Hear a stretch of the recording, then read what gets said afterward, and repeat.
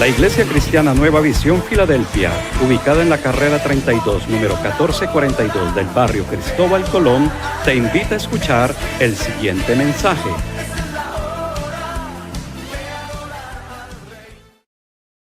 Muy buenas, Dios les bendiga a todos. Nuevamente la Iglesia de Cristo que se reúne a aprender de nuestro Señor y Salvador, porque en Él está la vida eterna. Cuando la Escritura nos aconseja escudriñar las Escrituras y porque en ellas creemos que está la vida eterna. Entonces estamos estudiando acerca de el hecho de que el Señor fue anunciado como plan de salvación, de que Cristo es el único camino, mis amados. No hay más caminos, no existen más caminos.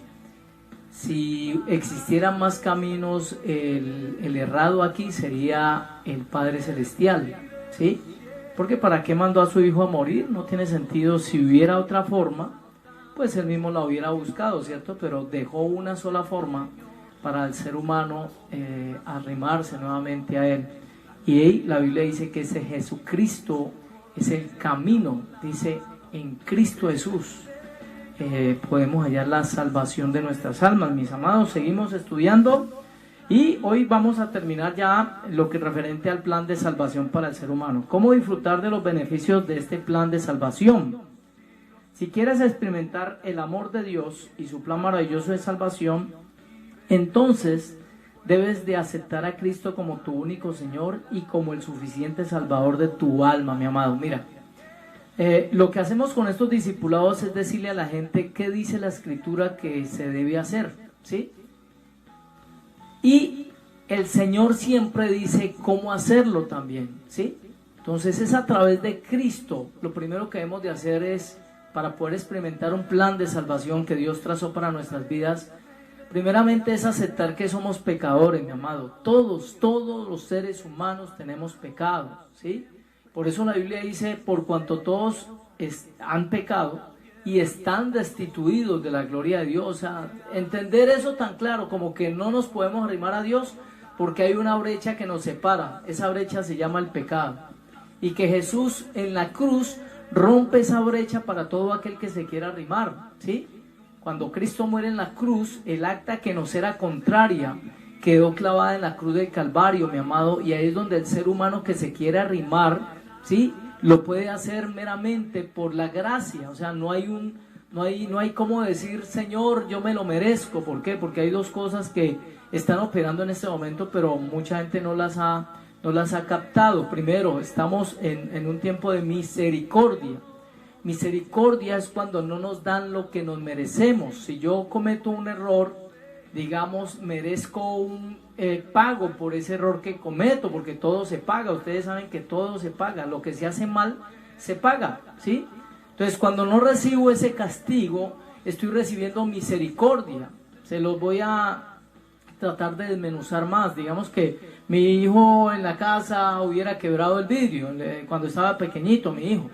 Entonces resulta que yo puedo decirle, listo, no te voy a castigar, Pau, ¿sí? No te voy a castigar, pero les hago una pregunta. ¿La ventana se podría quedar sin vidrio? Normalmente la ventana de la calle, por ejemplo, ¿se podría quedar sin vidrio? Usted sabe que no se podría quedar sin vidrio, ¿cierto? O sea que hay alguien que tiene que pagar por ese daño que se hizo.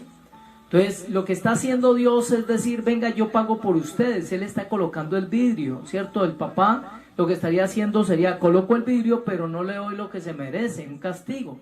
Y antes, por el contrario, ¿qué tal que yo como padre, por ejemplo, el hijo quebró el vidrio, después de yo haberle dicho que no jugues fútbol en la casa, que no me deja quebrar el vidrio, y me lo quebró, ¿cierto? Y resulta que lo quebró, yo lo coloco, y de repeso le digo a mi hijo, ¿sabes qué? Vamos a comernos un helado aquí a la vuelta. Miren, le estoy dando un premio, o le estoy dando más bien algo que él no se merece, acaba de hacer algo malo. Eso es lo que se llama la gracia de Dios, mi amado. O sea, Dios nos da una salvación que no nos merecemos. Por gracia soy salvo, dice la Biblia, y esto por medio de la fe.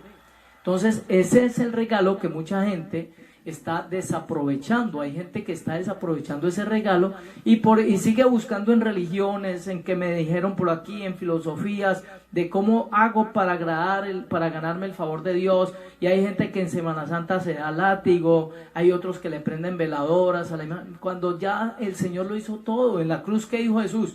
Consumado es, todo está hecho, o sea, ya todo fue pagado, mi amado. ¿Sí? Usted y yo tenemos un regalo de salvación gratuito, no tenemos mérito alguno. Lo que sucede es que sí debemos de estar pendientes luego de estar creciendo en el conocimiento de nuestro Salvador. ¿Para qué? Para que, mi amado, ese regalo que tenemos por gracia, lo entendemos y lo tenemos claro, sea cuidado a tal punto de que Dios no me va a quitar algo que me da, lo tengo claro, Dios no me lo va a quitar, pero yo sí lo puedo perder. ¿Sí? En la Biblia usted ve el caso del sacerdote Elí. Dios lo había colocado como para que fuera sacerdote por siempre, que su generación fueran los sacerdotes para la nación de Israel. Pero Elí no corrige el pecado de sus hijos y Dios los corta. O sea, el que perdió ahí, cierto, la bendición fue Elí. El rey Saúl, cuando Dios lo llama para que sea rey y que su descendencia iban a ser reyes y iban a ser los que iban a reinar sobre la nación. Pero ¿qué hizo Saúl? Lo perdió. Dios no quita la salvación, pero el hombre sí la puede perder.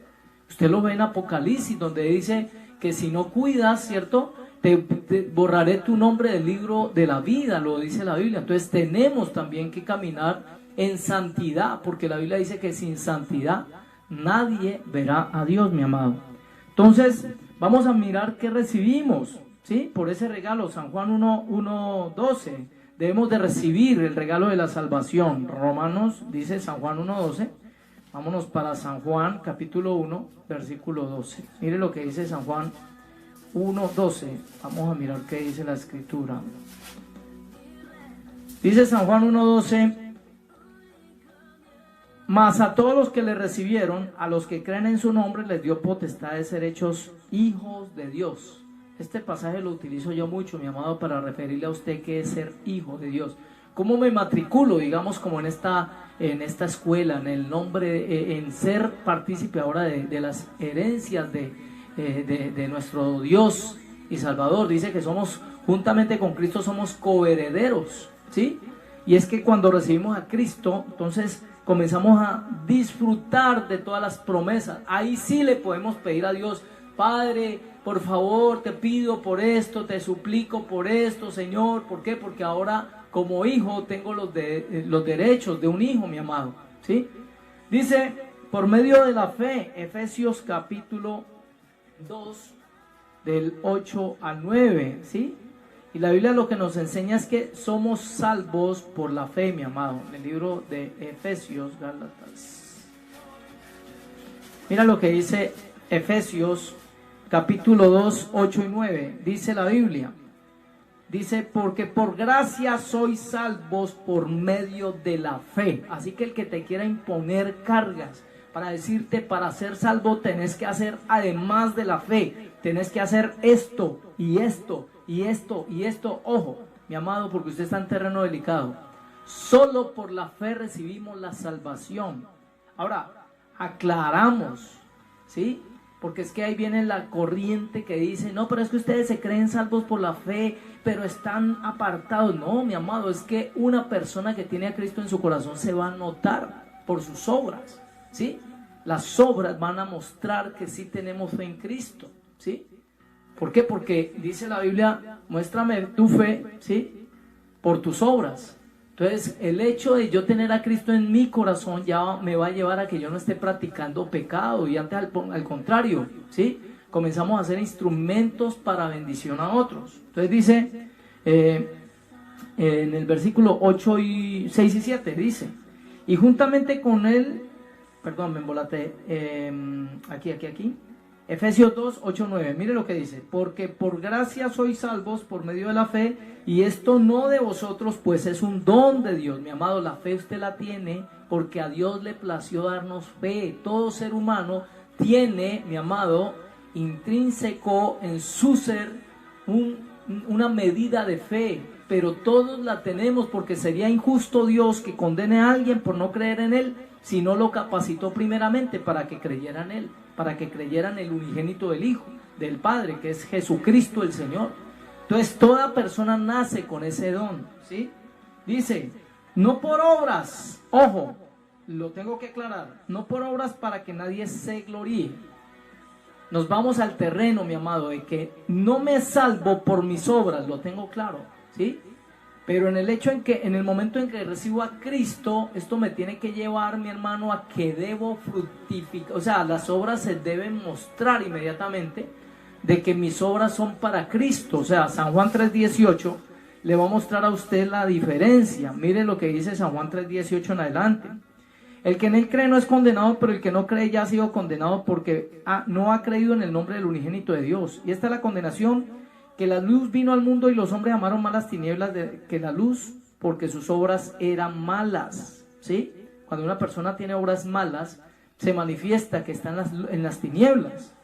Porque todo aquel que hace lo malo aborrece la luz y no viene a la luz para que sus obras no sean reprendidas. Oiga pues esto, más el que practica la verdad viene a la luz para que sea manifiesto que sus obras son hechas en Dios.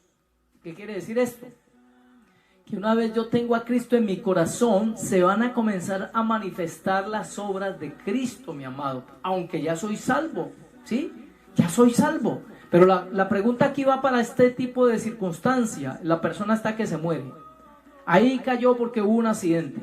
Entonces vamos y le predicamos a Cristo como Salvador. Recibe a Jesucristo para perdón de tus pecados, Él te puede salvar. Entonces, ¿qué hacen muchos movimientos? Primero, hay unos que dicen que si no se alcanzó a bautizar, se murió, ¿sí? Entonces la Biblia dice que a mí viene, yo no le echo fuera, ¿sí? Pero estamos hablando de una persona que está a punto de morir, mi amado, ¿sí? Ahí, ¿cómo va a levantarse él a hacer obras, a irse a bautizar? El ladrón de la cruz, en ese momento en que está en la cruz, le dice, Señor, acuérdate de mí cuando estoy en tu reino. Mire, y Jesús no lo mandó a bautizarse en ese momento, es de acuerdo a esa circunstancia. El Señor le dijo, hoy estarás conmigo en el paraíso. Entonces, ¿cuál es el fundamento de esta corriente? No, pero es que era Jesús el que estaba allí, era Jesús literalmente. Pregunta.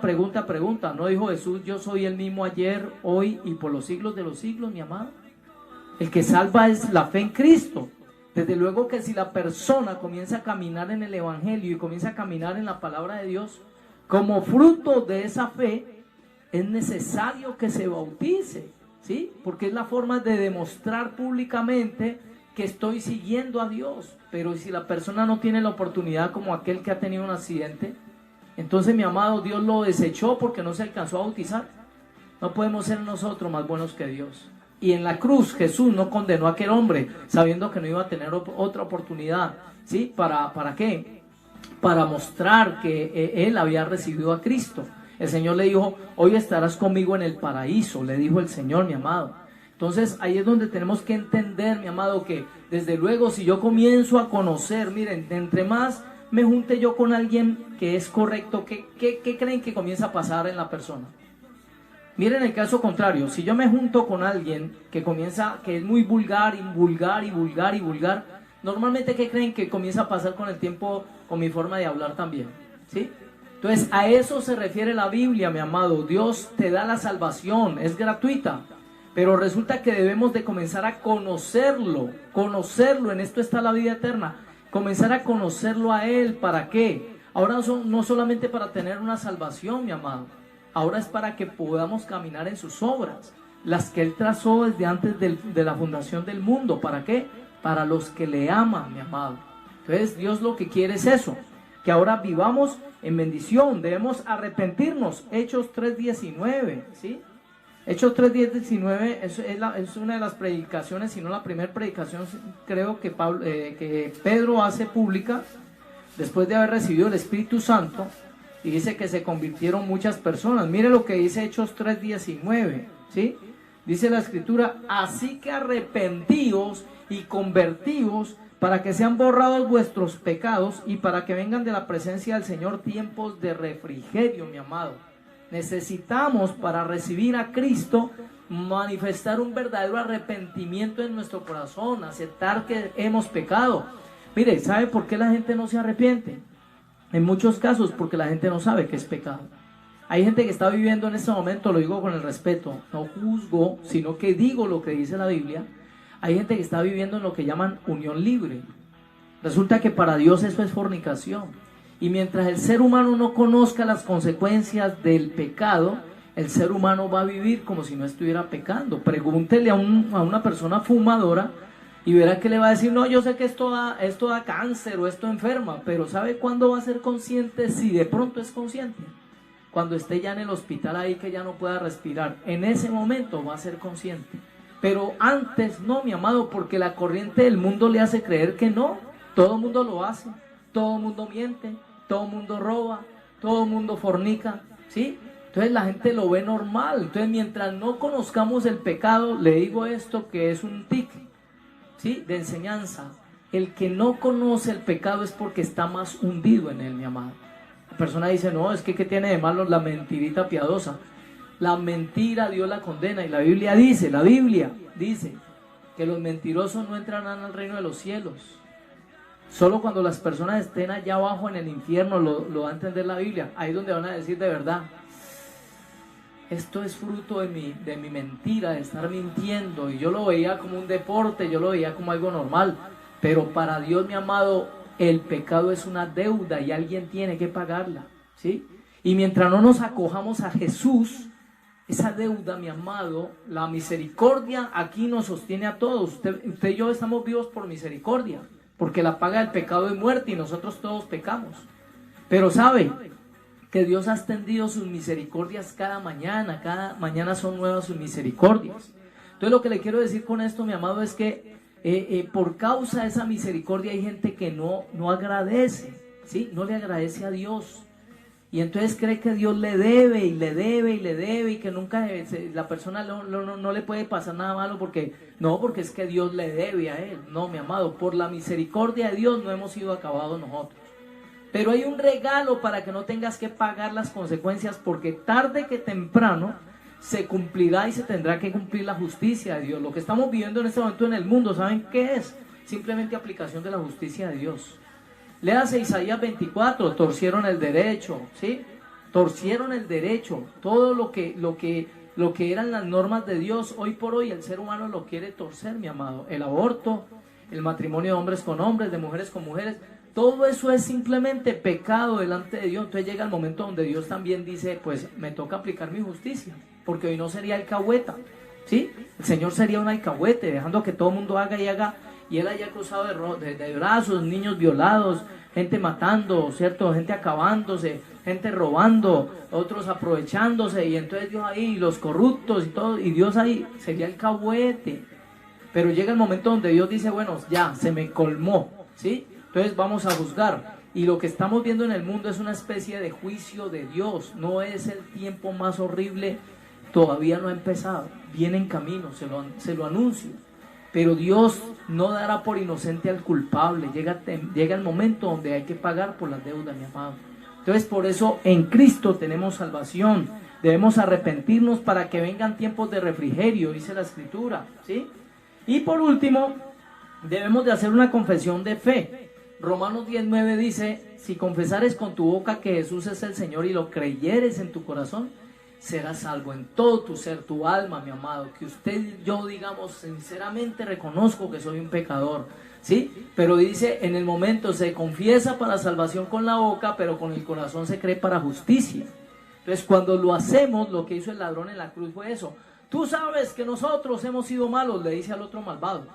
Pero él, ¿a quién le hizo mal? Y le dice, Señor, acuérdate de mí cuando estés en tu reino. Mire, ahí se cumplió, que si confesares con tu boca que Jesús es el Señor, lo hizo, ¿sí? Y le dice también Romanos 10:9, que si confesares con tu boca que Jesús es el Señor y creyeres en tu corazón que Dios le levantó entre los muertos, serás salvo, mi amado. Ahí viene la salvación para tu vida y para mi vida.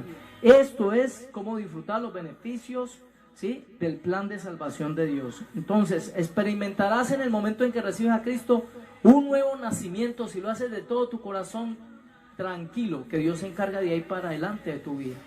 Dejémoslo hasta ahí por causa del tiempo. Yo te agradezco la atención que has prestado. Acabamos de terminar el primer nivel. Vamos a entrar en el tema, pues, próxima lección, próximo discipulado, el arrepentimiento, mi amado, que es tan necesario para nuestros días. Yo quiero bendecir tu vida, tu hogar, tu familia, donde te encuentres, y pedirle a Dios que te siga guardando y que te siga protegiendo. Que Dios te bendiga y que tengas un excelente día. Dios te guarde.